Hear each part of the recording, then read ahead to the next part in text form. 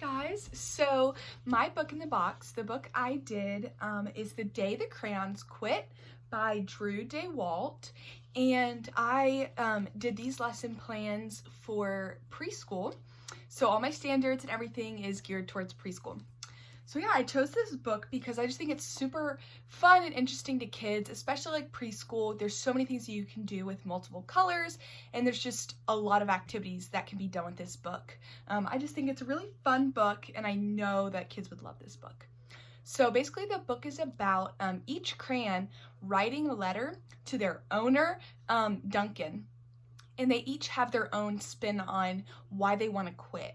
So for some of the crayons, they're tired because he uses that color for everything. And then for others, he never uses that color, so he's upset. So the crayons are upset.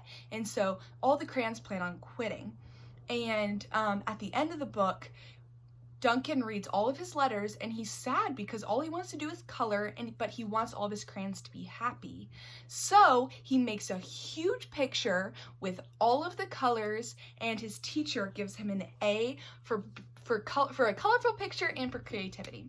So for my sides of the book, I did the different pages of the book. So for this one, this is a red crayon, and this is the picture that the red crayon used. And the red crayon is tired because he's being used for all these different things. The next one is the beige crayon. And this crayon is sad because all he gets used for is to make wheat. So he's upset. And then this is the blue crayon. And he's upset, or he's tired, sorry. He's tired because he's used for the sky and the clouds and the water and the boat and everything. So he's tired. And then this is the last page, and it's when Duncan got an A for creativity. This isn't the picture that he drew for an A for creativity, but this is just all the crayons. This is the very last page, and so I redid that as well. And then the top of my book in the box is I just recreated this. The front page essentially. So I made the title and who it's by and who the pictures are by. So that's the top. So if I can get these out. The first thing is my web. Like I said, I came up with a lot of things because this book is just perfect for just doing lots of different topics and fun things, and just there are a lot of extensions that you can do for this book. So came up with a lot for my web. And for my first lesson plan, I did math and movement. And what we did for this is it was a whole group project where we made one graph as a class. And the students, it was a graph about what everyone's favorite color is. And so that just focused on which color is the most favorite of the class and which color is the least favorite. And that just got kids up and moving. They got to color on the graph. They got to be a part of it. So that lesson plan included movement. My second lesson plan was science, and this included play. So for this lesson plan, I did a sensory table where the students could mix the different colors. So in the middle was the three primary colors, red, yellow, and blue. And it was water dyed with some food dye, just a little bit.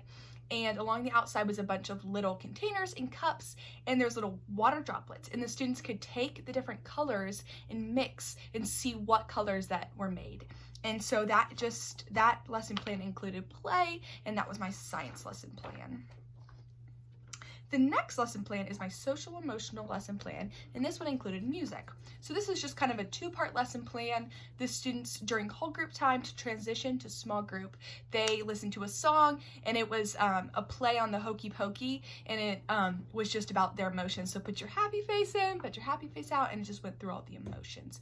So that was super fun. That was the first part. And then the second part, the students saw, so each of these crayons in the book has a different emotion. Some of them are tired, some of them are really happy because they get used a lot, some of them are upset, and some of them are confused. So what I did is for this one, I would make my own puzzle pieces. And so the puzzle pieces where it's just two pieces, if that makes sense. So one side would say the emotion, and then the other side would have a picture of the crayon's face. And so for this, I just wanted students to be able to identify other people's emotions, even though it was with the crayons, just based on their face. So for that, the students got to identify the crayons' different emotions and match those puzzle pieces together to see if they were correct.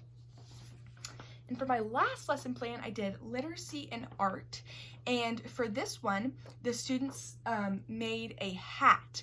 And the hat was just a blank hat that said, I am blank the crayon. And so for this, students got to color the hat however they wanted. If they could be a crayon, what color would they be? And so that's what color they colored the hat. And then they also wrote their name on the hat. And this is actually one of my props. So this is the hat I made. So it says, I am Cat the crayon. So I picked pink because if I wanted to be a crayon, I would be pink, of course. So that was my first prop. And that was the first part of this lesson plan. This lesson plan was also 2 parts. The second part would be for students to answer a writing prompt. So the prompt was, if you were a blank colored crayon, so whatever colored crayon they decided that they wanted to be, if they were that colored crayon and they quit, where would they go? And so the book didn't tell where the crayons went. So this was fun for the students to just kind of put an ending to each of the crayons and where they would go. So they would pick their favorite crayon and they would draw and write if they could go anywhere. If they quit being a crayon, where would they go? So that was my last lesson plan. And my second prompt is, I just said propped. I meant prop. Whoopsies. But so this isn't a part of any of the lesson plans, but if I was doing this book in a class, I would 100% include this song. So I made this song up myself, and it's the song called What's Your Favorite Color? And it is a piggyback song that I wrote to the tune of You're Happy and You Know It. So the song goes, if your favorite color is red, clap your hands. If your favorite color is red, clap your hands. If your favorite color is red, and your art will surely show it, clap your hands. And so you would repeat that song with different colors, and if their favorite color is the one that you said, they clap their hands, or they can clap their hands for all of it. I just thought this was a really fun song that I came up with, and if I was doing this book in a preschool classroom, I would totally teach the students this song. So that is my book in a box. I love this book and I'm so excited that I got to do this project. And if I was in a preschool classroom as a teacher, I would totally do this book and even do some more of the extensions that I put on my web. Yeah. Thank you.